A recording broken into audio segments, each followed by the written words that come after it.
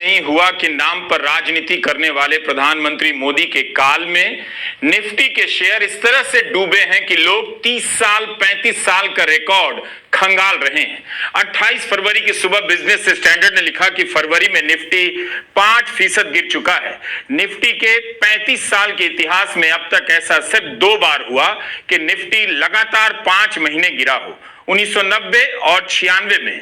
अखबार ने लिखा है कि मासिक गिरावट के हिसाब से देखा जाए तो निफ्टी गिरावट के अपने दूसरे सबसे लंबे दौर की बराबरी करने वाला है। पिछली बार लगातार 5 महीने की गिरावट 1996 में देखी गई। दोपहर 3 बजे तक आते आते साफ होने लगा कि निफ्टी ने अपना 28 साल का रिकॉर्ड तो तोड़ ही दिया है। एक दिन में 426 पॉइंट गिरकर निफ्टी 22,000 से नीचे चला गया। पिछले 28 साल में यह पहली बार है जब निफ्टी लगातार 5 महीने तक गिरा हो। सितंबर की अपनी पीक से निफ्टी 15% नीचे आ चुका है। खबर है कि अकेले शुक्रवार के दिन यानी 28 फरवरी के दिन बॉम्बे स्टॉक एक्सचेंज पर लिस्टेड कंपनियों की मार्केट कैप 8.2 लाख करोड़ कम हो गई।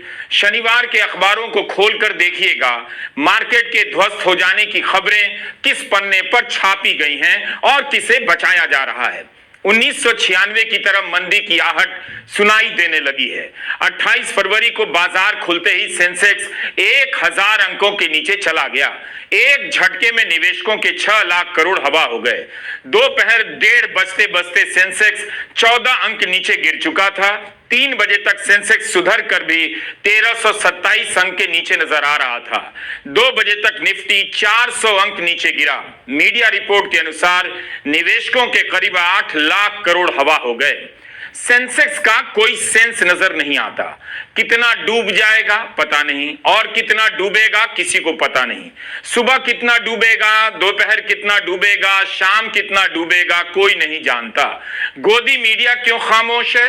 अगर प्रधानमंत्री मोदी से नहीं पूछ सकता है तो सवाल पूछने के लिए उसके पास एक प्रधानमंत्री पहले से हैं, जवाहरलाल नेहरू। नेहरू का नाम लेकर ही सवाल पूछा जाता कि नेहरू की गलतियों के कारण आज बाजार की हालत यह है।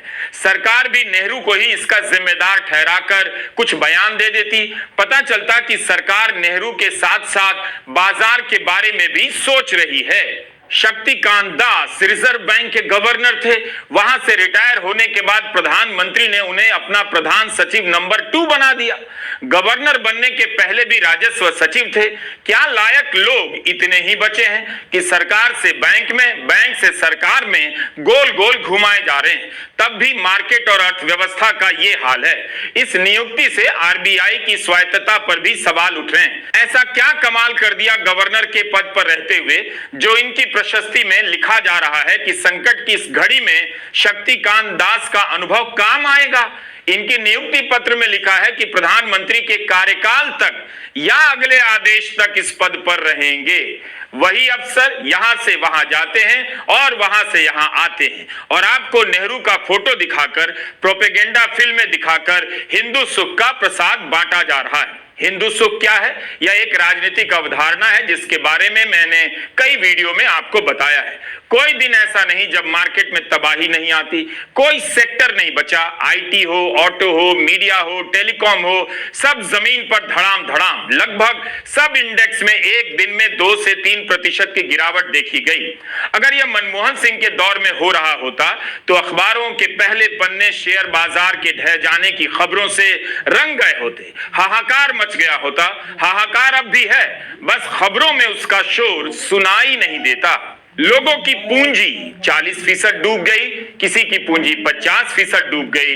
किसी को कुछ समझ नहीं आ रहा कि कितनी और पूंजी डूबने वाली है। हम शेयर बाजार के एक्सपर्ट नहीं हैं, लेकिन अलग अलग जगहों पर दबी जुबान में जो खबरें छप रही हैं उसी से समझने की कोशिश कर रहे हैं और ये कोलाज बना रहे हैं कि अमृत काल में जब लोगों की पूंजी डूब जाएगी उस पर लोग कैसे चुप रहेंगे, कब तक चुप रहेंगे, इसे समझने का प्रयास कर रहा हूं। तमाम। टाटा मोटर्स के शेयरों का क्या हुआ है? टेस्ला तो आज से बिक नहीं रही, अभी तो मस्क शोरूम ही देख रहे हैं और लोगों को भर्ती कर रहे हैं। लेकिन जिस कार कंपनी का भारत के मार्केट में दबदबा था, उसके शेयरों की इतनी हालत क्यों खराब है? जुलाई 2024 में इसके शेयरों के दाम 1179 पर पहुंच गए। फरवरी में 46% गिरकर 626 रुपए पर आ गए। टाइम्स ऑफ इंडिया ने लिखा है कि निफ्टी 50 पर टाटा मोटर्स सबसे खराब प्रदर्शन करने वाला स्टॉक बन गया है। 28 फरवरी के दिन यह अपने एक साल के सबसे निचले स्तर पर चल रहा है। इकोनॉमिक टाइम्स ने लिखा है कि टाटा मोटर्स मल्टी बैगर से वैल्यू ट्रैप स्टॉक बन गया है। 6 माह में इसे इतना नुकसान हुआ कि इस नुकसान से 2 लार्ज कैप कंपनियां बन सकती हैं। 7 महीने से यह स्टॉक नेगेटिव रिटर्न दे रहा है। हम उस बड़ी सच्चाई से भाग रहे हैं जो हमारे सामने खड़ी है। सब कुछ शानदार है, इसके प्रोपेगेंडा को केवल धर्म और धार्मिक आयोजनों के नाम पर बचाया जा रहा है। कैसे? आप देखेंगे कि कोई भी धार्मिक आयोजन का मौका आता है, सरकार पूरे दम से लग जाती है, गोदी मीडिया भी लग जाता है और दिखाने का प्रयास किया जाता है कि सरकार कितना काम कर रही है, आपके मोक्ष और मुक्ति का इंतजाम कर रही है। लेकिन सामने से भौतिक सुख का संसार लुटता जा रहा है, तब वहां सरकार दिखाई नहीं देती। कहां गया आपका पैसा? कौन अपना शेयर बेचकर भाग रहा है? क्यों भाग रहा है? आपके नुकसान की भरपाई होगी या नहीं होगी तो कब होगी?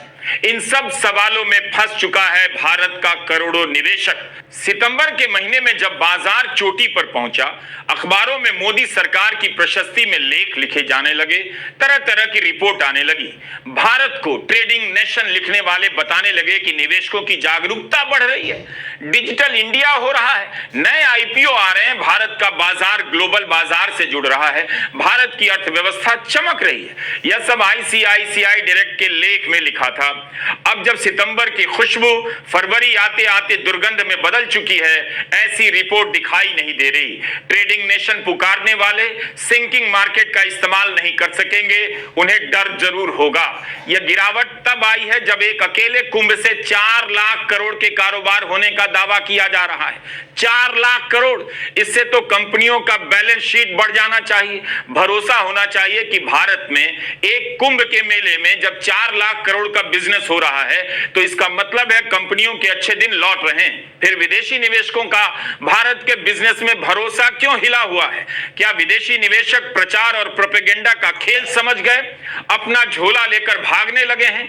झोला तो लेकर किसी और को निकल जाना था, मगर विदेशी निवेशक अपना पैसा झोले में भरकर भागने लगे हैं। उन्हें समझ में आ गया है कि गुब्बारे में हवा भरी जा रही है, कंपनियों के वैल्यूएशन बढ़ा चढ़ाकर किए गए हैं। अगर ऐसा है तो यह संकेत है कि इंडिया की ग्रोथ स्टोरी ढलान की तरफ जा रही है।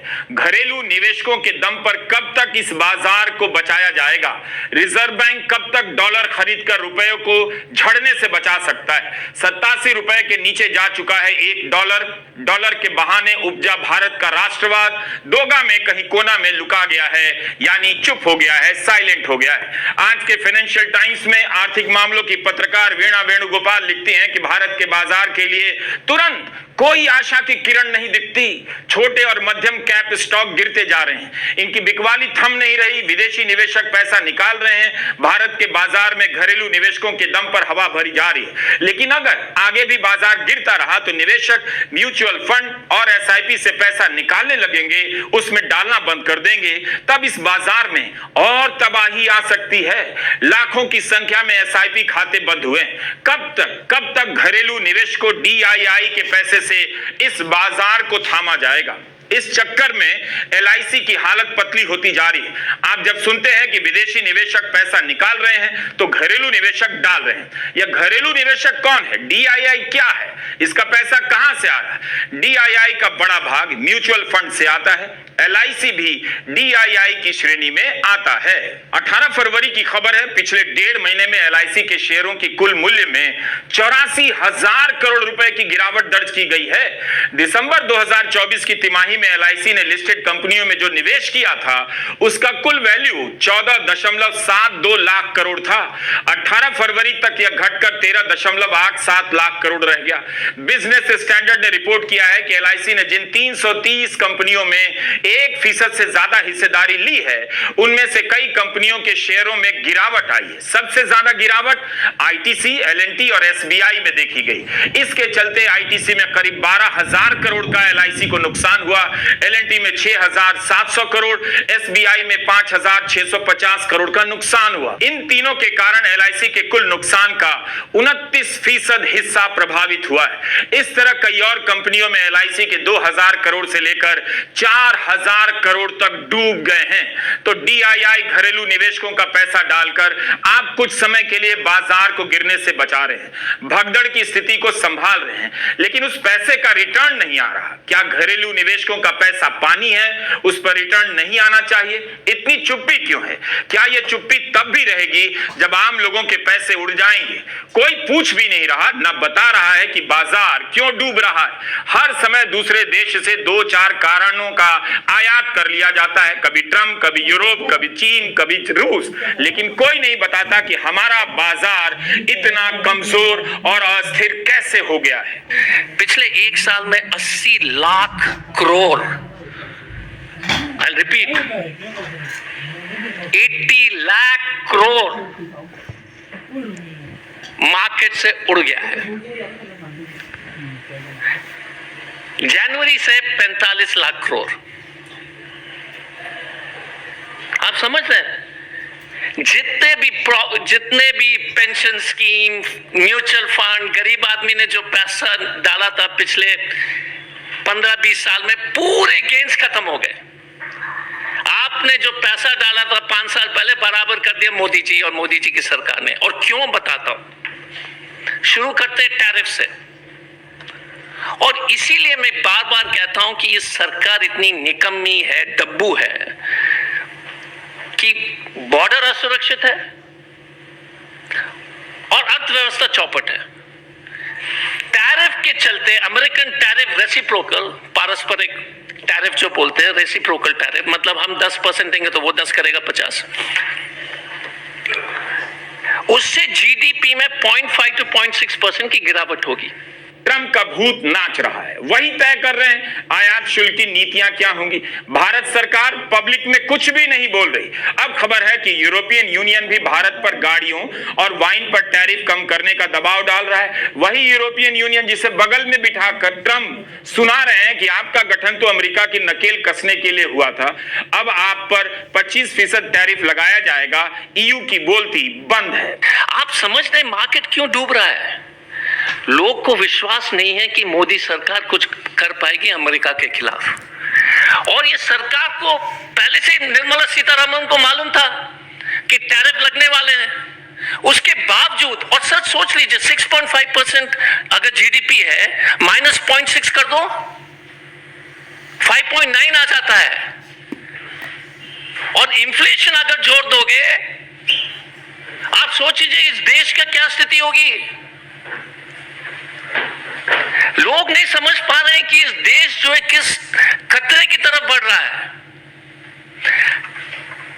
तो मोदी जी जो है अर्थव्यवस्था के दुश्मन है। नोटबंदी, घटिया GST और अब ये टैरिफ, और चौथा अनप्लान्ड लॉकडाउन। अनप्लान्ड लॉकडाउन में MSME खत्म हो गई पूरी तरह से। GST के चलते जितने भी बचे कुछ MSME थे, जो इस देश के जो 60% लोग की जो नौकरी देते हैं, छोटे उद्योग, वो खत्म हो गई। नोटबंदी से जितने भी उद्योग जो बचा कुचा था वो भी खत्म हो गया। तो इस महान व्यक्ति को तो मानना पड़ेगा कि हर तरीके से सुनिश्चित कर दिया कि ये देश खत्म हो जाए। अब अब निवेशकों को भारत की अर्थव्यवस्था का सच दिखने लगा है। बीबीसी की एक रिपोर्ट है निखिल इनामदार की, ब्लूम वेंचर्स की एक रिपोर्ट आई है कि 1 अरब लोगों के पास भारत में खर्च करने के लिए पैसे नहीं है। ये हालत है भारत की बड़ी आबादी की। मार्केट में निवेश करने वाली कंपनी रिपोर्ट बना रही है कि लोगों के पास 1 अरब लोगों के पास खर्च करने के लिए पैसे नहीं है। बताइए, इस हाल में लोग पहुंचा दिए गए हैं। जब लोगों के पास पैसे नहीं होंगे तब कंपनियों का सामान कैसे बिकेगा, अर्थव्यवस्था कैसे चमकेगी? आत्मनिर्भर भारत अगर बन गया होता तो ट्रंप की धमकी से ऐसे भरभरा कर बाजार नहीं गिर जाता। आप मखाना से मस्क का मुकाबला कर लेते। खाने खरीदने का पैसा नहीं और प्रधानमंत्री मोटापे के खिलाफ अभियान चला रहे हैं। अपनी वाहवाही करने वालों को नॉमिनेट कर रहे हैं। उनका काम भी यही है, वो किसी भी अभियान में जुट जाते हैं। लेकिन इन लोगों से कहिए कि भारत की जनता की आवाज उठा दें तो मैदान से भाग जाएंगे। देश इन्हीं सब नौटंकियों और तुकबंदियों में उलझा कर रख दिया गया है। Do you get my point? यहां उद्योगपति 70 घंटे खटाने की बात कर रहा है। इस तनाव से डायबिटीज बढ़ेगा कि घटेगा? क्या इतनी बेसिक बात भी टीवी पर आकर समझाने की जरूरत है? क्या आप अपना दिमाग कभी नहीं लगाएंगे? घंटों काम करेंगे, तनाव होगा। सैलरी नहीं बढ़ेगी, तनाव होगा। होगा तनाव तो वजन भी बढ़ेगा और बीमारी भी होगी। तो रोग का संबंध किससे है? इस पर कोई बात करेगा या देश थाली ही बजाता रह जाएगा? असल में सबकी एक कमजोरी है, सब एक बार मौका देना चाहते हैं, मौका देने के नाम पर एक और बार मौका देना चाहते हैं। थाली बजाने से कोरोना भाग जाएगा, नॉमिनेट करने से मोटापा कम हो जाएगा। सब खुद को एक चांस देना चाहते थे कि बाजार चढ़ रहा है, कुछ तो ठीक होगा, और शुरू हो गई डीमैट खाते खोलने की होड़। बैंकों से पैसा निकालकर लोग शेयर बाजार में लगाने लगे। 2019 में 4 करोड़ नए डीमैट अकाउंट खुले, 2020 में 5 करोड़, 2021 में 8 करोड़, 2022 में 11 करोड़, 2023 में 14 करोड़ और 2024 में 18 करोड़ से अधिक खाते खुले। इस रफ्तार से लोग मार्केट की तरफ भागे जा रहे थे कि पैसा वहां बरसने वाला है, लेकिन अब ओले बरस रहे हैं। क्या कहा था प्रधानमंत्री नरेंद्र मोदी ने? यही कि 4 जून के बाद शेयर बाजार में धूम रहेगी। जब बाजार चढ़ता है तो क्रेडिट लेने आते हैं, लेकिन जब डूबता है तो नाव छोड़कर भाग जाते हैं। जब चढ़ता है तो मोदी के कारण और जब गिरता है तो ट्रंप के कारण। जबकि कुर्सी पर दोनों विराजमान है, बस बाजार और आपका पैसा जमीन पर और उसके नीचे। तुलसी की पंक्ति याद आ रही है, अब लो नसानी अब ना नसई हो, मतलब अब तक जीवन व्यर्थ रहा, बाकी बचा व्यर्थ नहीं जाने दूंगा। जितना डूबा सो डूबा, अब नहीं डूबने दूंगा। लेकिन किया क्या? देश नहीं बिकने दूंगा का नारा लगाने वाले भी नहीं बोल रहे कि मार्केट नहीं डूबने दूंगा। लोग क्या करते? भागते भागते जब जहाज के डेक पर पहुंचे, लेकिन जैसे ही समंदर की लहरों का मजा लेने का वक्त आया, तूफान आ गया। 5 महीने से यह बाजार गिरा जा रहा है, सुधार की कोई उम्मीद नजर नहीं आ रही। ठीक है, हम एक भारत देख रहे हैं जहां लाख लाख रुपए का टिकट लेकर लोग स्टेडियम में गाना सुन रहे हैं, लेकिन वही पूरा भारत तो नहीं है। बिस्किट खरीदने पर आफत है। एक अनुमान के मुताबिक अगर किसी ने बैंक में 1 साल के लिए 1 लाख रुपए की एफडी कराई, उसे 6% से अधिक का ब्याज मिला, 6000 का फायदा हुआ होगा। लेकिन इसी दौरान मार्केट में 1 लाख लगाया होगा तो हो सकता है उसे मामूली फायदा हुआ हो, बल्कि घाटा ही हो गया हो। पिछले 5 दिनों में सेंसेक्स 2.5% गिर गया। पिछले 6 महीने में सेंसेक्स 11% के करीब गिरा। 27 सितंबर 2024 को सेंसेक्स 85,000 के ऊपर गया था, अब ये 73,000 के नीचे है। इस साल सेंसेक्स 6% से ज्यादा गिर चुका है 2 महीने में। निफ्टी के गिरने का रिकॉर्ड तो 28 साल 30 साल का टूट गया। वित्त मंत्रालय का कोई बयान नहीं कि आप चिंता ना करें, हम हालात संभाल रहे हैं। बस एक फोटो आ जाता है कि अमेरिका में भारत के राजदूत विनय मोहन क्वात्रा ने वित्त मंत्री से मुलाकात की। आप बताइए कि इस फोटो का आप क्या करेंगे? कुछ पता नहीं कि क्या बात हुई, लेकिन एक फोटो आपके बीच चला आता है। वित्त मंत्री के ट्विटर हैंडल पर ऐसी मुलाकातों की कई तस्वीरें हैं। कोई संपादक, कोई पाठक, कोई रिपोर्टर बता दे इस फोटो से क्या पता चलता है? सूचना के नाम पर इस तरह की मुलाकातों के फोटो पाठकों के बीच खेले जा रहे हैं। पाठकों को भ्रम हो रहा है कि उसे पता चल रहा है। फोटो फोटो ही सूचना है, फोटो ही खबर है। जो खबर है वो फोटो से गायब है। यह सब मेल मुलाकातें तो रूटीन का हिस्सा है। जो नहीं बताना चाहिए वही बताया जा रहा है, जो बताना चाहिए वो नहीं बताया जा रहा। लोकसभा में वित्त मंत्री ने कहा रुपया कितना गिरेगा इसका कोई टारगेट नहीं, बाजार ही तय करेगा कितना गिरेगा। तो एक तरह से रुपए को बाजार के हवाले कर अपनी मुक्ति का मार्ग तलाश रही हैं। लेकिन उनका क्या जिन्होंने विदेशों में अपने बच्चों को पढ़ने के लिए भेजा है। $1.87 से नीचे गया। मंगलवार 25 फरवरी को डॉलर 3 हफ्ते की सबसे तेज गिरावट के साथ $87 से नीचे गया। इसका सीधा असर उन लोगों पर पड़ेगा जिनके बच्चे अच्छी शिक्षा पाने के लिए विदेशी यूनिवर्सिटी में पढ़ाई कर रहे हैं। उनकी फीस बढ़ जाएगी। जिन्होंने लोन लेकर भेजा है उनकी हालत खराब हो जाएगी। छात्रों को लोन देने वाली संस्था HDFC क्रेडिला के को-फाउंडर अजय बोहरा का बयान छपा है कि अब छात्रों को लोन चुकाने के लिए ज्यादा समय लग जाएगा या फिर ज्यादा EMI देनी पड़ेगी। सिर्फ इतना ही नहीं, पढ़ाई करके वापस आने के लिए भी फ्लाइट में ज्यादा किराया देना पड़ रहा है। इकोनॉमिक टाइम्स से बात करते हुए मुंबई की एक महिला सुधा पाई ने बताया कि अमेरिका में पढ़ रही अपनी बेटी के फूड और लॉजिंग के लिए हर महीने $800 भेजती थी, अब $900 भेजना पड़ रहा है। $100 यानी भारतीय रुपए में 8,500 रुपया ज्यादा देने पड़ रहे हैं। अब छात्रों को 1 करोड़ के लोन पर 5 लाख ज्यादा खर्चा करना पड़ेगा। कई बार कह चुका हूं और हर बार तल्खी में कहता हूं, लेकिन मेरी बात सच है या नहीं इसे परखने के लिए आप अपने अपने जिले के कॉलेजों की तरफ देखिए। भारत 3rd क्लास घटिया कॉलेजों का महासागर है। पढ़ाई की क्वालिटी पर बहस नहीं, हिंदी होगी या उर्दू नहीं होगी, इसी बहस में उलझ कर लोग हिंदू सुख की प्राप्ति कर रहे हैं। पढ़ाई का कितना बुरा हाल है इसे कोई स्वीकार करने के लिए तैयार नहीं, लेकिन भाषा में कभी धर्म मिला रहे हैं तो कभी उत्तर दक्षिण का तड़का डालकर हिंदू सुख पैदा कर रहे हैं। लेकिन इस हिंदू सुख से आपको क्या मिला? इस सुख की बुनियाद में नफरत की ईंटें रखी हुई हैं। ऐसी इमारतें टिकती नहीं। हर अच्छा छात्र बाहर जाने के लिए करोड़ों रुपया खर्च कर रहा है, लोन ले रहा है, इस पर कोई बहस नहीं। भारत की अर्थव्यवस्था और शिक्षा को लेकर ठोस सवालों के साथ बहस करने की जरूरत है। आप इन सवालों से कुछ साल के लिए भाग सकते हैं, भाग जाइए। प्रोपेगेंडा फिल्में देखकर इतिहास पढ़ने का भरम पाल सकते हैं, बन जाइए इतिहासकार। लेकिन अगले चौक पर फिर से यही सवाल आपका इंतजार कर रहे हैं। तब आपके लिए कोई नहीं होगा। गोदी मीडिया का मालिक और एंकर कुंभ पर लेख लिख रहे होंगे, डुबकी के फोटो लगा रहे होंगे और आप अपने पैसे के डूब जाने का गम घर में ना कह पाएंगे ना चौराहे पर। ऐसे वक्त में व्हाट्सएप ग्रुप के अंकलों को जरूर कांटेक्ट कीजिएगा। धन का सुख मिले ना मिले, धर्म का सुख मिलते रहना चाहिए। नमस्कार, मैं रवीश कुमार।